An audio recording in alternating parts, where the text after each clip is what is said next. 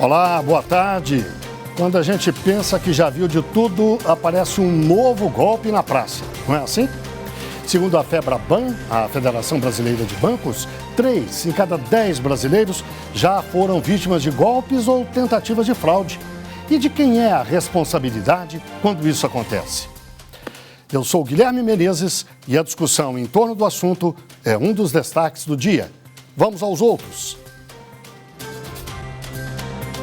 Ministro André Mendonça, do Supremo Tribunal Federal, suspende processos sobre compra de terras por empresas brasileiras com sócio majoritário estrangeiro. Plenário do STF retoma hoje julgamento sobre correção do FGTS.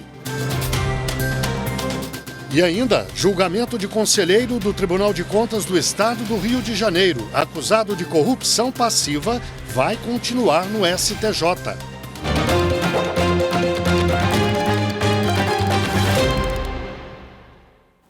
A presidente do Supremo Tribunal Federal, ministra Rosa Weber, convocou sessão virtual extraordinária do plenário da Corte para analisar o terceiro grupo de denúncias apresentadas pela Procuradoria-Geral da República nos inquéritos instaurados contra pessoas acusadas de envolvimento nos atos antidemocráticos de 8 de janeiro. São mais 250 denúncias a serem apreciadas, alcançando o total de 550 até o momento. O julgamento será do dia 3 ao dia 8 de maio. No julgamento virtual, o Supremo vai decidir se abre ações penais contra mais 250 acusados. Os inquéritos são de relatoria do ministro Alexandre de Moraes. O Supremo Tribunal Federal invalidou um trecho da lei orgânica do Distrito Federal que atribuía à Câmara Legislativa a competência para julgar governador por crime de responsabilidade. Em sessão virtual, o plenário, por unanimidade, julgou procedente o pedido da Procuradoria-Geral da República. Os detalhes com Carolina Chaves. A análise do plenário virtual retomou um julgamento que começou em 2005. À época, o relator originário do processo, o ministro aposentado Eros Grau, votou pela procedência do pedido. Segundo ele, se prevalecessem as normas da Lei Orgânica do Distrito Federal, o mesmo órgão seria competente para decidir sobre a procedência da acusação e sobre o juízo de mérito, o que fere a Constituição Federal. O ministro Aires Brito, que também se aposentou, pediu vista dos autos. Coube ao ministro Luiz Roberto Barroso, sucessor de Aires Brito, devolver o processo e apresentar o voto. Barroso seguiu integralmente o relator e destacou que, de acordo com a jurisprudência pacífica da Suprema Corte, ainda que a autoridade em julgamento esteja vinculada a outro ente federativo, apenas a União pode criar leis para a definição dos crimes de responsabilidade e o estabelecimento das respectivas normas de processo e julgamento. O ministro André Mendonça, do Supremo Tribunal Federal, determinou a suspensão de todos os processos na Justiça que tratem da compra de imóveis rurais no país por empresas brasileiras que tenham participação majoritária de estrangeiros. A decisão será submetida a referendo do plenário. A narração é de Regina Souza. O pedido foi formulado pelo Conselho Federal da Ordem dos Advogados do Brasil, que alegou a necessidade de preservar a segurança jurídica e a uniformidade das decisões judiciais. Segundo a OAB, há muitas decisões divergentes em processos que têm por objeto a aplicação da Lei de 1971, que regulamenta a matéria. O ministro André Mendonça observou que o quadro descrito pela OAB justifica a suspensão nacional dos processos. Ele lembrou que 2 ações sobre o tema começaram a ser julgadas em sessão virtual e tiveram a análise suspensa por pedido de destaque, o que leva os processos sobre compra de terras por empresas brasileiras com sócio majoritário estrangeiro a julgamento no plenário físico do STF. O Tribunal de Justiça do Rio Grande do Sul manteve a sentença de primeiro grau que condenou o ex-vereador de Porto Alegre, Walter Nagelstein, pelo crime de racismo. Ele foi denunciado pelo Ministério Público depois de um áudio circular num grupo de apoiadores do WhatsApp. No áudio, Walter classifica os vereadores eleitos na Câmara Municipal como jovens negros sem nenhuma experiência, sem nenhum trabalho e com pouquíssima qualificação formal. Já o Tribunal Regional Eleitoral de Mato Grosso manteve a decisão de cassar o mandato do vereador Luiz Costa, do PDT, do município de Primavera do Leste, a 239 quilômetros de Cuiabá. Durante as eleições de 2020, o vereador publicou notícias falsas em redes sociais contra a gestão municipal e outros adversários.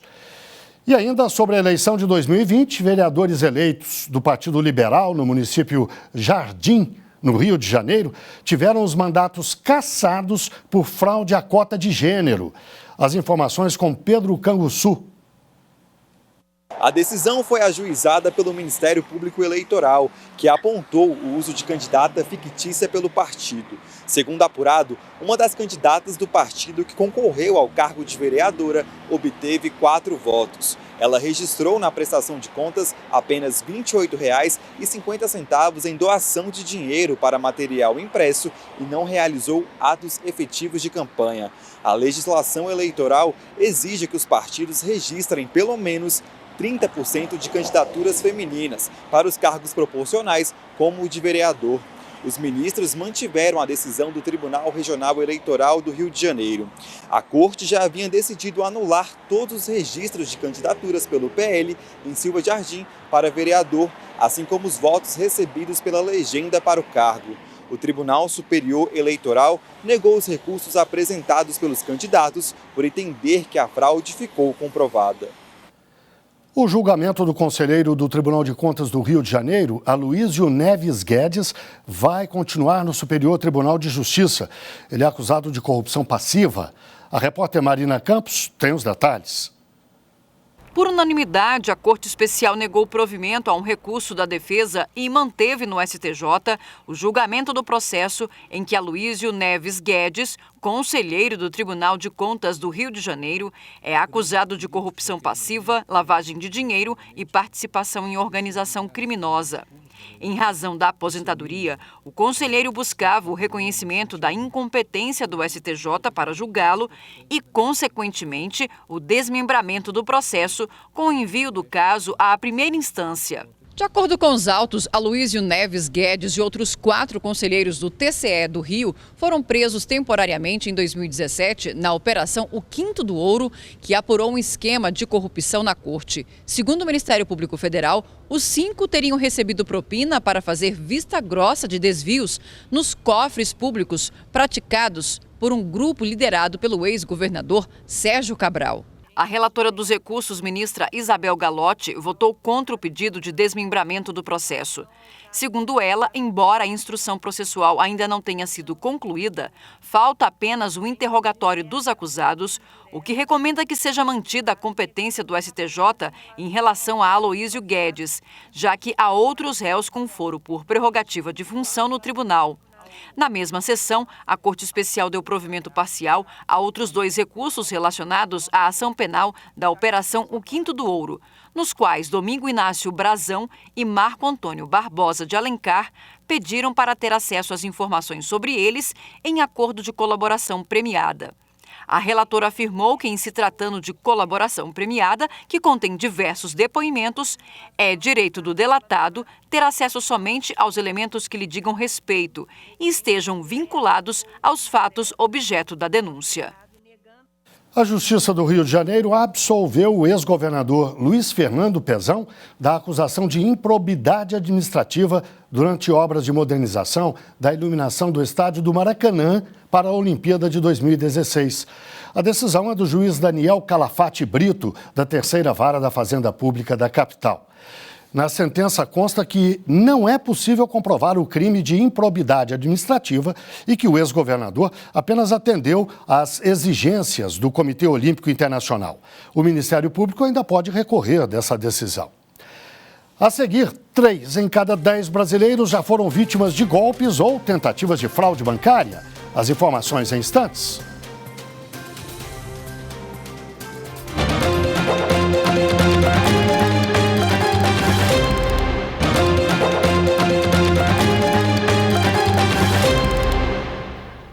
Para um golpista, basta apenas uma oportunidade. Os criminosos são cada vez mais criativos e quase todo dia aparece uma nova modalidade de golpe.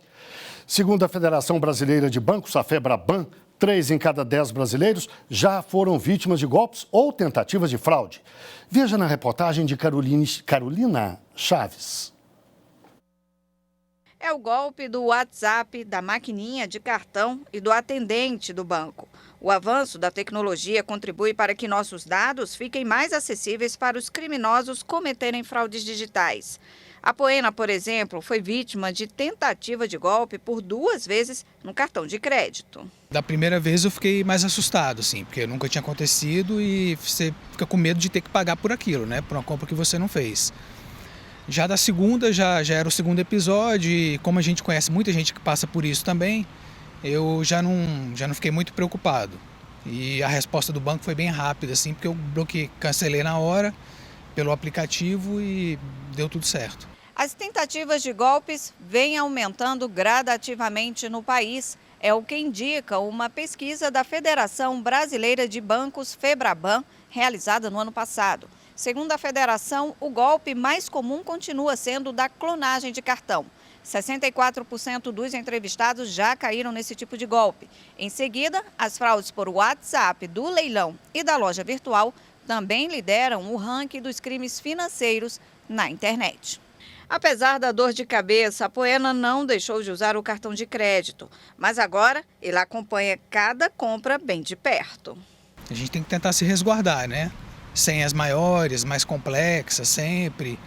Quando for possível, autenticação em 2 etapas, mas no cartão de crédito não tem jeito, né?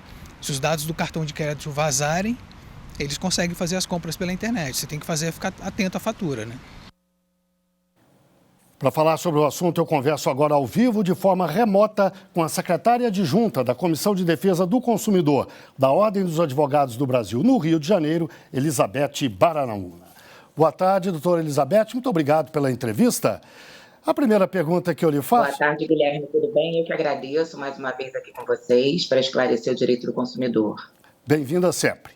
Doutora Elizabeth, quais são os direitos do consumidor no caso de fraudes que envolvem instituições bancárias? Olha, em se tratando das instituições bancárias, é importante o consumidor ficar ciente da necessidade da segurança jurídica em torno dos seus dados e ainda de toda a movimentação que acontece referente à sua conta bancária e aos seus cartões, seja ele de débito ou crédito, ainda mais com a nova tecnologia da aproximação. Então, é importante que se tenha sempre a linha de comunicação, né, de todas as transações vinculadas ao seu e-mail, ao seu telefone, né, e comunicação também com o seu gerente. E quais são as obrigações das instituições bancárias, doutora Elizabeth? Certamente elas têm obrigações nessa relação com o consumidor. Sim. Todo fornecedor de serviço, né, e também de produtos, ele tem que resguardar o consumidor a respeito da transparência, da boa-fé, né, dos princípios basilares do direito do consumidor e ainda da segurança jurídica. E nesse caso, a gente está vivendo na sociedade da informação, né, na era digital de consumo. Então, os bancos eles têm que se cercar, ter uma inteligência, uma segurança, né, de TI maior, para que os seus clientes possam ser ou ressarcidos ou informados ou, na verdade, cerceados desses golpes. A responsabilidade no tocante à instituição é sempre de que a falha não tenha sido do sistema deles e também de estar prestando informações a esses clientes. Bem, a senhora se referiu ao mundo digital, à internet, e hoje todo mundo faz compras pela internet, o volume é muito grande de compras por esse meio, não é? E as fraudes também, não é? Quais são as fraudes mais comuns que atingem o consumidor no caso do comércio pela internet? Olha, hoje nós temos relevantes fatos, né, fraudulentos acontecendo a todo instante, e principalmente no que atinge aos hipervulneráveis, os idosos, né, que muitas vezes invisibilizados pela nova era digital, que se atrapalham ou têm desconhecimento a respeito de como proceder às novas aquisições, às novas informações, às possíveis reclamações, né, porque antigamente era tudo muito mais direto, era tudo muito mais pessoal. Então, a fraude do WhatsApp, porque a inteligência artificial ela é muito avançada, ela coloca até o rosto da pessoa conhecida dentro de uma própria chamada de vídeo, né, induzindo você a dar completude à fraude. A fraude do chip, onde se pede para que o idoso inutilize o cartão de crédito, mas deixe só o chip, onde uma pessoa vai resgatar esse chip, né, que é o golpista. Existe também a questão do phishing, que é do boleto falso, né, e que, na verdade, não vai culpabilizar a instituição bancária, porque o consumidor ele também tem um dever de ser diligente naquilo que ele está procedendo como negociação. E para toda negociação digital, né, para toda negociação nessa área de consumo, nós temos um ônus a mais, muito embora o ônus da prova seja do fornecedor de serviço e do produto, nós temos que ser diligentes enquanto consumidores, saber se estamos fazendo realmente o pagamento para uma razão social, que não seja fictícia, se o CNPJ, se todos os dados daquele fornecedor de serviço são dados válidos e dentro de uma licitude, sabe? Dentro da cadeia da relação de consumo de forma coerente e correta. No caso de o consumidor ser vítima de um golpe na internet, que primeiro passo ele deve tomar? Qual é a trilha? Olha, a primeira coisa é fazer uma reclamação administrativa junto à plataforma em que ele realizou aquela compra. O marketplace, o e-commerce direto, porque existe o direito de arrependimento. Qualquer negociação realizada dentro né, de 7 dias pode ter o seu arrependimento com o dinheiro devolvido de imediato ou a troca do produto. Ou seja, existem soluções versáteis em favor do consumidor em se tratando de uma compra digital, de uma negociação digital. Então, o primeiro passo é comunicar aquele a quem ele fez o negócio. O segundo passo, naturalmente, dependendo do tipo de problema, é fazer um registro de ocorrência e procurar um profissional habilitado, que é o advogado, para poder se precaver e se cercar das demais instruções no sentido de ter a indenização material e moral. Muito obrigado, doutora Elizabeth. Eu conversei com a secretária adjunta da Comissão de Defesa do Consumidor da Ordem dos Advogados do Brasil no Rio de Janeiro, Elizabeth Baraúna. Boa tarde, obrigado. A seguir, o Supremo Tribunal Federal retoma hoje julgamento da ação que discute a taxa referencial para a correção monetária das contas vinculadas ao FGTS. As informações em instantes.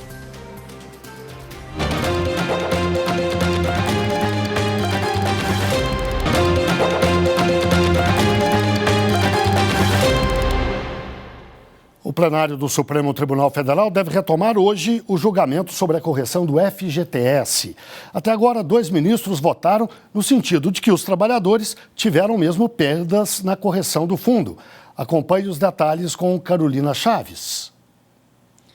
A decisão do Supremo Tribunal Federal deve afetar cerca de 80 milhões de trabalhadores. Segundo a Caixa Econômica Federal, há 117 milhões de contas de FGTS ativas e inativas. Os ministros avaliam se a forma de correção do dinheiro nessas contas é correta.